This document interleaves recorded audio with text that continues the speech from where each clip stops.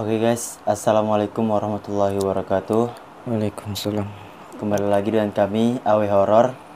Mungkin pada malam hari ini kami tidak melakukan penelusuran, akan tetapi kami melakukan program yaitu ngobas, ngopi bahas horor.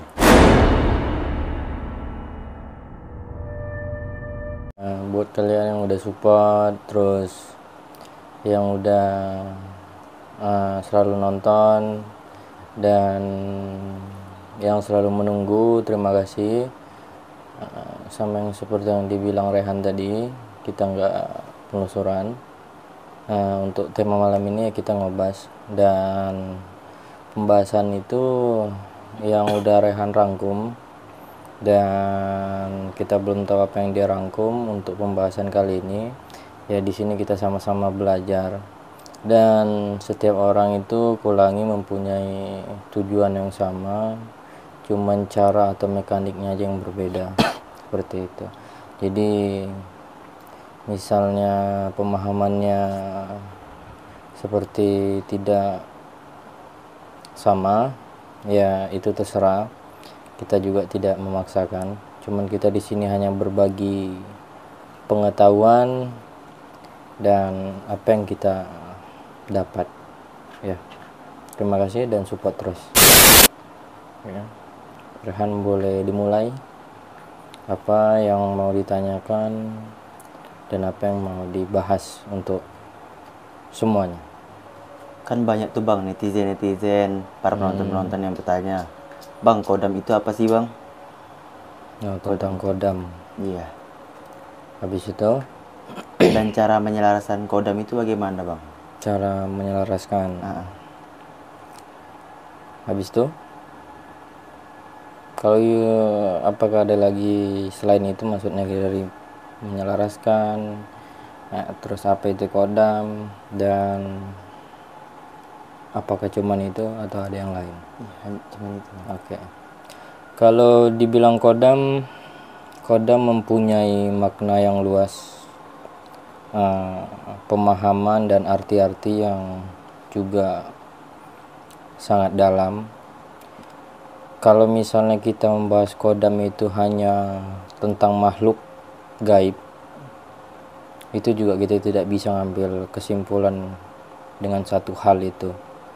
Ya ibaratkan dia itu mempunyai tugas atau tujuan yang sama, cuman dari bentuk dan karakter yang berbeda-beda. Jadi kalau dibilang kodam, yang Rehan tanyakan kodam itu apa, kodam itu pengertian dari pendamping, manusia yang berdampingan dengan salah satu hal. Misalnya ingin menuju ke salah satu tempat ataupun mengerjakan salah satu hal, dia butuh pendamping untuk bekerja sama agar pekerjaan ini cepat ataupun mudah dilakukan. Seperti itu. Berarti kodam ini bukan hanya yang halus tapi juga ada juga yang kasar gitu. Ya benar sekali. Jadi kalau dibilang kodam itu pengertian dari pendamping. Kodam adalah pendamping, dan pendamping ini ada yang halus, ada yang kasar. Ibaratkan salah satu orang penting yang didampingi dengan beberapa ajudan untuk ya mungkin mengamankan dia, untuk berkolaborasi dengan dia agar apa yang dia kerjakan itu mudah. Seperti itu. Ataupun ibaratkan sama-sama membutuhkan. Iya. Tidak ada babu di antara mereka, cuman yang satu butuh ilmu ini, yang satu butuh ininya gitu. Iya. Nah, jadi yang abang tanya balik ke Rehan, yang Rehan tanyakan tentang kodam ini, tentang pendamping ini yang dimaksud, pendamping kan, ini halus atau kasar? Yang halusnya bang. Oke. Kalau yang halusnya berarti seperti makhluk-makhluk yang astral, yang tak kasat mata gitu ya, yang tak dapat dijangkau dengan gampang gitu. Kalau untuk yang halusnya, setiap manusia pasti mempunyai yang namanya kodam ataupun pendamping. Iya. Nah, yang pertama biasanya itu yang tidak apa ya, yang dominan lah, itu jin korin. Oh, kebanyakan yang jin korin ya bang. Ya. Jadi kayak misalnya setelah kita lahir, kita pasti ada jin korin, yang namanya jin korin. Itulah yang dibilang orang setiap manusia dia didampingi dengan khodamnya masing-masing, gitu, yaitu jin korinnya. Dan ada juga yang leluhurnya, seperti itu. Jin korin ini seperti yang menyerupai kita gitu ya bang? Benar, jin korin ini yang berbentuk yang sama dengan kita, yang ibaratkan kembaran halus kita, gitu. Cuman tidak full juga dia mempunyai kemiripan gitu. Intinya sama, dari bentuk muka ataupun mimik wajah itu samalah, mirip, ada kemiripan gitu. Ya mirip lah, jatuhnya kadang dirangkum mirip gitu. Itu jin korin, dan setiap orang itu mempunyai jin korinnya, gitu. Dan cara supaya kita selaras dengan leluhurnya itu bagaimana bang? Oke. Kalau pembahasan yang Rehan bahas ini berarti bukan tentang jin korin lagi. Iya, begitu. Berarti kita bahas tentang orang yang diikuti dengan leluhur, gitu. Oke, cuma sedikit aku rangkum. Jadi setiap manusia, ini aku naikkan poinnya. Jadi setiap manusia itu pasti mempunyai khodamnya, pendampingnya, yaitu jin korinnya. Yang dimaksud setiap manusia pasti ada, yaitu jin korin. Dan jin korin itu pasti ada setiap manusia. Cuman tidak juga setiap manusia ditempati dengan andai kata ditempati dengan apa namanya itu, ibaratkan menetap dengan khodam leluhur. Berarti dia bisa pindah-pindah gitu dia. Benar. Ada yang diwarisi, misalnya nenek kita dulu, kakek kita dulu, itu para orang-orang alim, para pejuang negara yang mengamalkan, mempelajari beberapa ilmu yang diturunkan kepada cucu-cucunya. Ya, itulah yang dibilang khodam leluhur. Turun temurun, terus. Nah, tapi tidak semua orang bisa mendapatkan itu. Mendapatkan itu maksudnya apa? Mendapatkan itu dengan posisi khodam leluhur itu menetap di dirinya. Tidak semua orang diwarisi khodam leluhur dan menetap, gitu. Contohnya gini, kita adik-beradik, nenek kita dulu, kakek kita dulu, jatuhnya kakek lah, kakek kita dulu mewariskan untuk kita keilmuannya, gitu. Turunlah itu kan.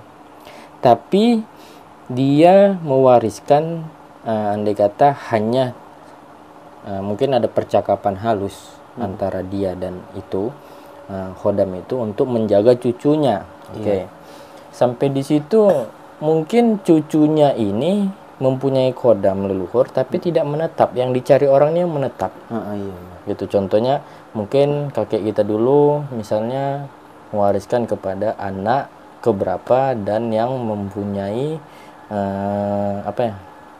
kelamin ataupun yang laki-laki keberapa misalnya, atau wanita keberapa misalnya, itu bisa jadi menetap, gitu. Cuman yang nggak menetap ini statusnya kayak kadang khodam itu ke Rehan, kadang khodam itu ke abang gitu, seperti itu.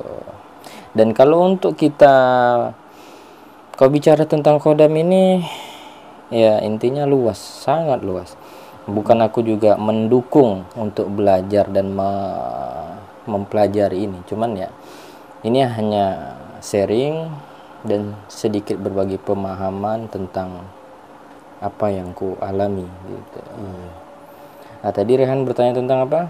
Untuk selaras dengan leluhur gitu. Kalau di zaman sekarang mungkin kita lihat beberapa banyak orang yang ingin tahu siapa khodam leluhurnya, ada nggak dia gitu, yang ngikuti dia gitu. Kalau untuk kita selaras itu ibaratkan salah satu contoh ya bisa disebut tujuan. Iya, Gitu. betul. Jadi ketika kita memang ingin selaras, yang pertama seharusnya kita harus tahu dulu. Mm-mm. Nah, di kita ini ada nggak yang bisa disebut bersifat leluhur, diikuti khodam leluhur atau ditempati menetap dengan khodam leluhur. Iya. Gitu. Itu dulu yang kita tahu. Kita cari tahu. Makanya kadang ada orang bilang cek khodam, cek Iya, khodam betul, gitu. cek khodam. Cuman ya kadang cek khodam juga nggak semudah hal yang seperti itu. Iya, betul. Ya, yang pertama kalau mau selaras itu kita harus cari tahu tentang kita nih ada nggak diikutin dengan hal-hal yang kayak gitu atau diwarisin. Ya kalaupun nggak ada juga yang namanya leluhur sambung. Leluhur sambung tuh kayak kita belajar dengan orang-orang itu meletakkan atau mengasih kita atau mengijazahkan ini gitu. Jadi pindahlah dia. Oh iya, Kalau Bang. gitu. Ada juga yang khodam ini bersifatnya karena ikut. Gitu. Dia misalnya nggak ada leluhur. Iya. Nah, terus dia kemana, ke sana, ke sini tiba-tiba diikuti karena mungkin sosok itu atau khodam Tertarik itu gitu ya, Bang. tertarik Oh gitu. iya, iya. Karena mungkin khodam itu pernah mendampingi ini terus dibuang atau orang yang udah telah tiada, orang itu juga tidak mewariskan, jadi dia kayak hidup dengan alam. Dia ketemu orang yang pas pula orang itu punya kemiripan dengan orang yang pernah didampingi. Jadi dia ikut sama orang itu gitu. Jadi intinya kalau mau penyelarasan dia harus tahu, kita harus tahu kita ini ada nggak hal-hal yang gaib mengikuti kita atau tentang khodam itu. Setelah kita tahu, kita carilah guru. Iya. Seperti itu. Cari guru untuk membimbing. Tapi kebanyakan juga orang pandai-pandai sendiri gitu. Gimana, Bang? Terkadang ada juga orang yang pandai-pandai sendiri. Oke. Terkadang gini loh, mereka setiap manusia ini kan pasti punya naluri, indera perasa, indera-indera yang lainnya. Jadi orang yang belajar sendiri itu andai kata berguru dengan jin atau khodamnya sendiri. Iya. Cuman dia tidak bisa berlama-lama untuk berguru dengan makhluk-makhluk itu secara dia dan dia. Harus ada satu orang yang memang paham. Gitu. Kayak lebih ke gini. Banyak orang yang sesat itu, banyak orang yang gila itu karena belok lah dia, karena dia terlalu keseringan gitu. Andai kata kayak bisikan aneh, pandangan aneh dalam mimpi ataupun bunga tidur, dia selalu telan mentah-mentah. Dia ceritakan kepada Ya, orang gitu. dia nggak mau kaji dulu, dia nggak mau kayak mana dulu. Andai kata ini pandangan apa ya, ini bisikan ini benar atau tidak ya, ini apa ya maksudnya gitu. Ya aku juga pengalaman aku jatuhnya memang ya kan pernah aku bilang pernah sesat juga gitu. Dan kenapa sesat? Sebenarnya mereka ini membisikkan, mengasih pandangan, mengasih kode-kode halus mereka. Nah, seharusnya kita ini namanya kita jiwa muda ya, pasti kita akan telan mentah-mentah. Iya, betul. Gitu. Nah, cuman seiring waktu, aku pengen punya guru dalam istilah yang manusia juga, andai kata spiritual gitu ya. Spiritual, berguru gitu. Cuman kadang ketika aku cari hal-hal kayak gitu, kadang orang itu nggak mau jadi guru aku. Dalam arti gini, kita sama-sama belajar. Pasti banyak orang bilang kayak gitu. Kita sama-sama belajar. Jadi kita cerita, kita sharing apa yang kau butuhkan sama aku ya kau dengar ini, apa yang aku butuhkan sama dia aku dengar dia. Gitu.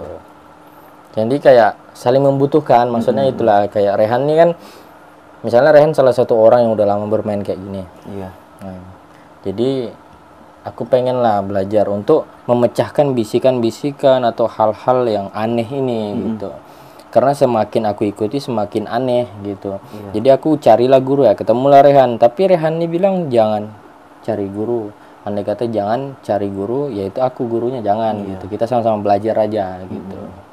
Jadi kebanyakan ya kayak lebih ke gimana ya? Aku berjalan sana, berjalan sini, berjalan sana sini tuh yang mencari tahu tentang hal-hal seperti itu. Iya, iya. Gitu kayak sharing. Cuman ya kalau guru nggak dapat. Jadi kayak gurunya yang sebenarnya adalah pengalaman yang aku dengar dari mereka. Iya, iya. Gitu. Seperti itu.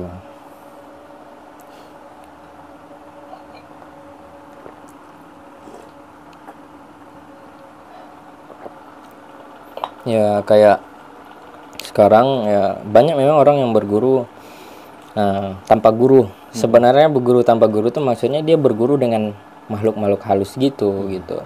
Cuman itu nggak bakalan bisa bertahan lama karena pondasi diri kita itu terkadang nggak kuat dengan kode-kode yang mereka sampaikan. Jadi carilah orang Iya, iya, iya. yang juga mungkin paham gitu. Cuman yang seret sama kita aja gitu. Cuman kadang nggak bakalan kau dapat kayak orang itu secepat itu gitu.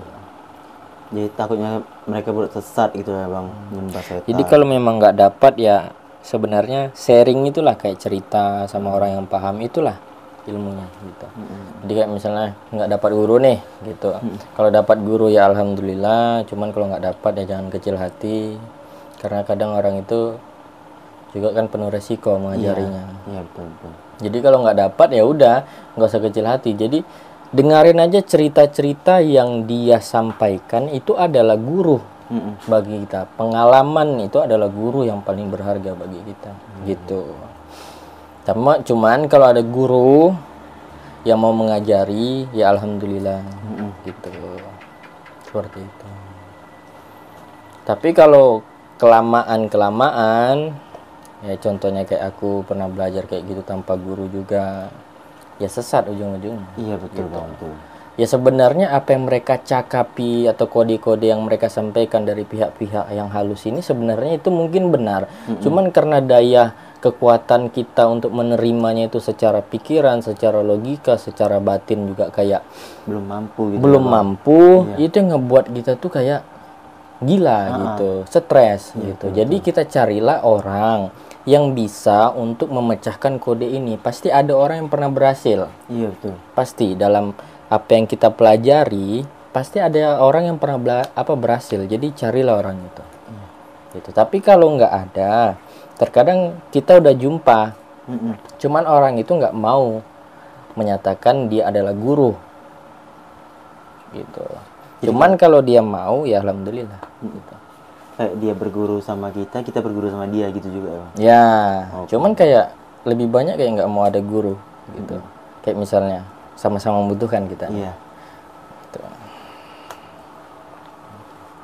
Seperti itu. Cuman ya paling pas itu adalah ketika orang yang mencari murid, guru yang mencari murid, bukan murid yang mencari guru. Iya. Jadi kalau kita udah diklaim kau belajarlah sama aku, itu, atau kita diklaim oke, aku terima untuk kau belajar sama aku, itu. Karena ilmu yang luar biasa itu ketika orang itu mau nerima kita, gitu, atau mau jadi guru kita. Kadang juga bukannya orang itu nggak mau, cuman ya kadang orang itu ngelihat ini cuman ada maunya, ini cuman hanya sekedar ingin tahu gitu. Ingin tahu atau nafsunya gitu. Iya, betul. Jadi seperti itu guys. Kalian yang berguru-guru tanpa guru atau berguru yang diartikan berguru dengan makhluk halus, cepatlah cari guru. Karena pondasi pikiran batin kalian, yaitu kalian akan tidak kuat juga bertahan nanti. Karena banyak kode-kode misteri atau rasa atau bisikan atau pandangan atau mimpi yang itu kadang membuat kalian gila gitu. Jadi kalian harus cari tahu sama orang yang paham. Seperti itu. Itulah cara yang kedua ya untuk menyelaraskan gitu.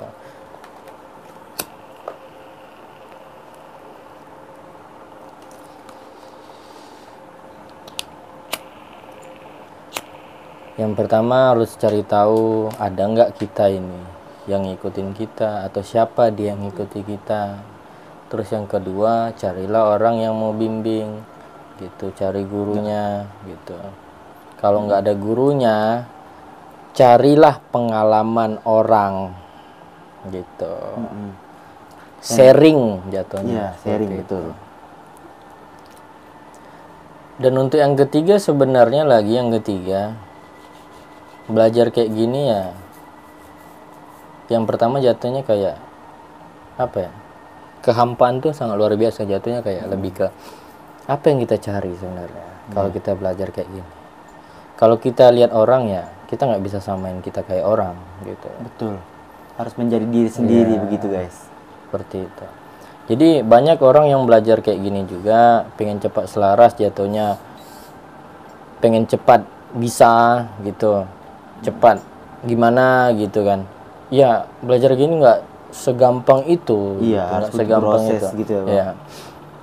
Karena kadang hati-hati loh, kayak lebih ke belajar kayak gini penuh dengan jebakan. Jebakan tuh kayak gimana ya? Ibaratkan mata kail yang dilempar dengan umpannya. Gitu. Kita harus hati-hati dengan seperti itu. Ibaratkan kita nih ikan. Iya. Gitu. Jadi kita memang harus hati-hati belajar yang kayak gini. Gitu. Jangan apa-apa tuh pengen cepat bisa. Jangan apa-apa tuh pengen cepat kesurupan, cepat bisa mengendalikan atau pengobatan atau segala macam. Gimana lah tentang yang halus kayak gitu, gitu. Langsung pengen jadi ini itu. Aduh, itu gimana? Itu hal yang gila kalau kita pengen cepat bisa. Sedangkan kalau aku hitung dengan perjalanan aku yang dulu aku bilang aku 4 tahun. 4 tahun aku bilang. Sekarang aja aku masih merasa banyak yang kurang juga. Jadi jatuhnya sekarang ini aku udah berjalan 6 tahun. Gitu. Untuk belajar dan menjalani spiritual tentang hal-hal ini dan hal-hal lainnya. Gitu. Intinya kalau kita mau belajar, apa yang kita pelajari itu kita bisa, ya kita pasti penuh dengan pengorbanan. Iya. Gitu. Pengorbanan, keikhlasan dan kesabaran. Gitu. Ya orang yang udah bisa pun dia akan tetap juga cenderung kayak lebih ke kenapa aku bisa gitu. Ya kayak posisinya aku dulu yang masih belajar pengen ke finish bisa. Nah, sekarang udah mungkin Allah walamnya sedikit bisa, sedikit paham. Tetap merasakan kayak kekecewaan, kesedihan yang lebih besar dari sebelumnya. Seperti itu. Ya ketika kita belajar ya kita harus bisa. Ketika kita bisa ya kita harus bermanfaat terlebih dahulu untuk diri kita dan untuk orang luar. Gitu. Seperti itu. Jadi kayak jatuhnya harus lebih banyak sabar, pengorbanan, dan kadang juga bisanya kita itu Tuhan yang tentukan. Terkadang juga kita pengen cepat bisa, tahu-tahu kita cepat hancurnya. Mendingan biar Tuhan yang tentukan. Nah, gitu. Sebenarnya mungkin kadang pun kita udah bisa. Cuman kita masih bingung apa yang mau kita lakukan. Seperti itu. Dia harus belajar dulu gitu. Belajar itu juga bukan cuman kau datang ke tempat guru. Dengan kau keluar atau ketemu orang atau ketemu yang gimana itu udah belajar. Gitu. Kayak ketemu dengan orang ambil baiknya, buang buruknya. Iya, betul. Kau lihat ada yang kayak gini di depan mata engkau, ambil baiknya, buang buruknya. Itu kan udah belajar. Iya. Gitu. Intinya jangan cepat pengen bisa lah gitu. Nanti gila guys kalau Ya, nanti gila. Nah, jadi berapa poin yang udah aku bilang tadi. Kau harus tahu siapa dia. Yang kedua, carilah guru atau banyaklah datangi orang-orang yang paham cerita atau sharing jika nggak dapat guru. Terus yang ketiga, jangan ingin cepat bisa gitu bang. iya harus jalani, harus penuh dengan pengorbanan. Yang aku ngambil poin akhir itu seperti itu. 3 poin berarti ya. Kalau disingkat sebenarnya 1 poin, selaraskan tujuan dari apa yang kau inginkan. Cuman apa yang kau inginkan, kau harus ahli dalam apa yang kau inginkan itu, gitu. Aku pernah ngajarin orang misalnya. Ya udah aku ajarin. Dia pengen ini, pengen itu. Ya udah silakan belajar. Udah bisa pun udah bingung mau ngapain. Malah ujung-ujungnya ngelawan guru Iya, gitu. betul. Kan gitu. Jadi hal yang paling sulit itu bukan ketika kita ingin belajar terus bisa. Tapi hal yang paling sulit bagi aku ketika kita bisa, kita bingung mau ngapain. Itu harus belajar mengendalikannya gitu ya. Itulah orang yang pengen cepat bisa. Betul. Gitu. Karena itu aku udah alami juga. Ujung-ujungnya hancur. Aku dulu pengen cepat bisa, udah cepat bisa. Ujung-ujungnya tuh hancur. Gitu. Hancurnya di mana? Gini loh. Ketika engkau pengen cepat bisa, jadi yang di badan kau ini jika pun ada, dia akan mengasih saran-sarannya gitu. Saran-saran yang gimana posisinya nggak masuk dengan akal manusia. Engkau harus ini, engkau harus itu gitu. Karena apa dia ngasih saran itu? Karena nafsu kita pengen cepat bisa. Kalau kita bersabar, dia akan tutup saran-saran buruknya. Ibaratkan juga manusia, ketika manusia minta tolong kepada manusia, pengen cepat ditolong, pasti manusia ini akan mengasih jalan yang buruk. Iya, betul. Gitu. Seperti itu. Pengen cepat itu ya ujung-ujungnya jalan-jalan yang menyimpang ataupun buruk gitu. Jadi belajar begini itu harus butuh usaha, ya Bang. Usaha Dan kesabaran. ya benar. Dan penuh pengorbanan. Terus jangan banyak diam ketika memang ada orang, misalnya kau ini punya guru ataupun kau nggak punya guru. Kita bahas yang punya guru dulu.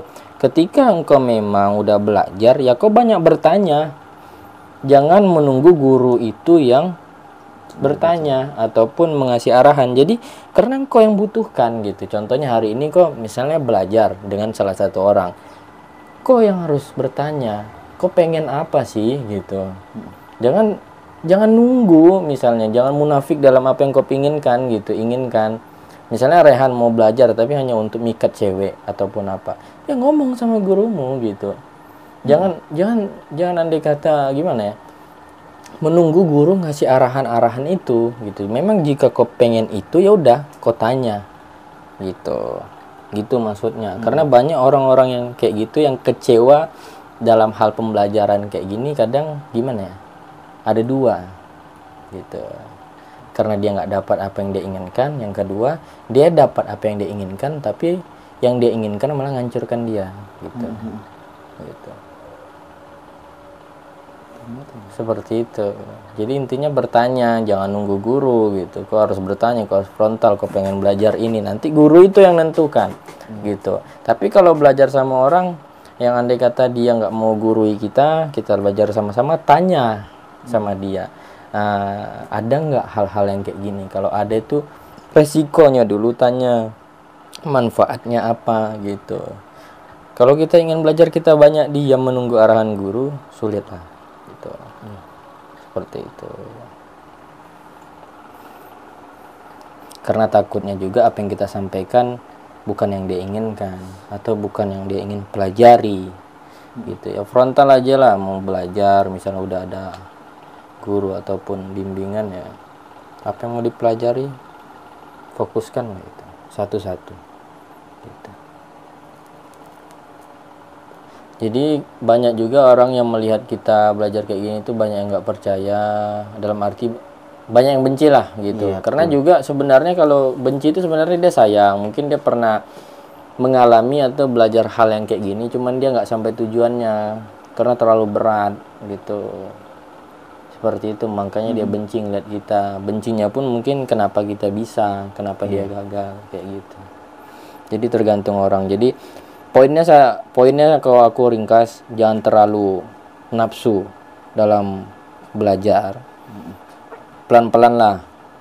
Nah, terus setiap belajar harus pahami resiko dulu, harus tahu resiko baru manfaat gitu.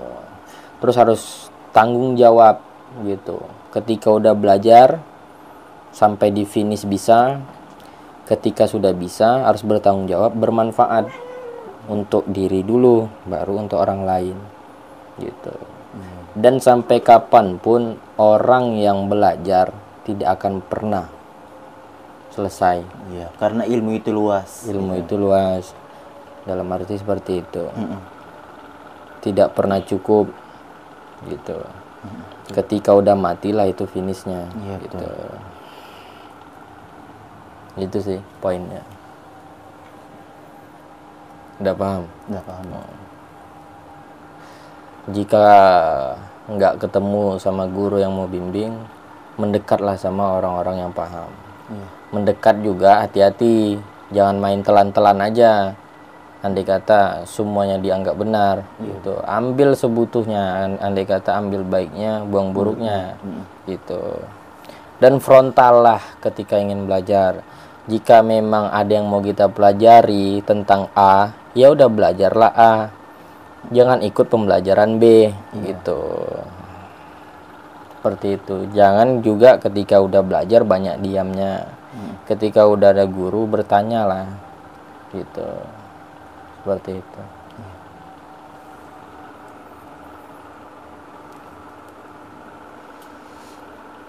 Itulah yang bisa aku kasih tahu buat yang belajar, yang pengen kayak gini ya. Hal kayak gini tuh berat gitu. Salah sedikit kau sesat, salah sedikit ya gila gitu.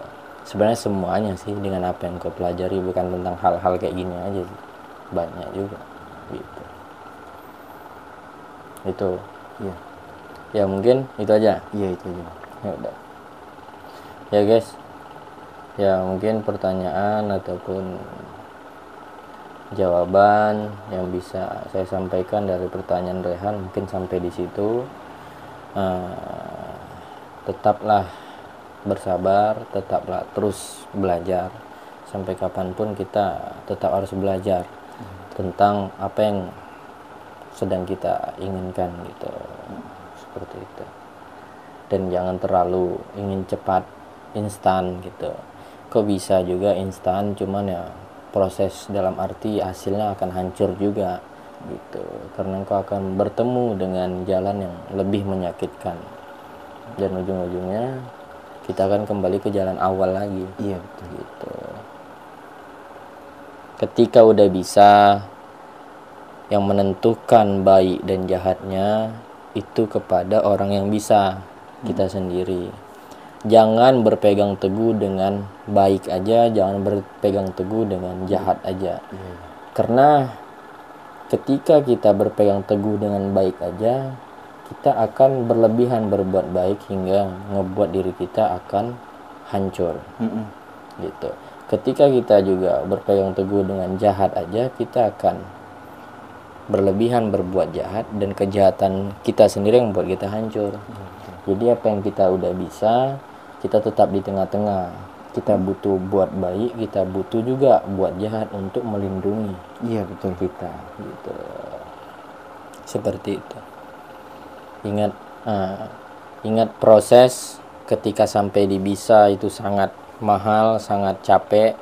Jangan pas udah bisa kita pengen turun lagi gitu. Terus dipegang itulah gitu. Jaga pondasi diri, jaga ya pentingkanlah dirimu gitu. Jangan sampai apa yang kita bisa terlalu baik, kita dianggap biasa aja dengan orang. Terus kalau kita bisa kita terlalu jahat, kita dianggap ya jahat aja gitu, kita dijauhi orang. Kita harus di tengah-tengah gitu. Ya itu aja yang bisa saya sampaikan. Assalamualaikum.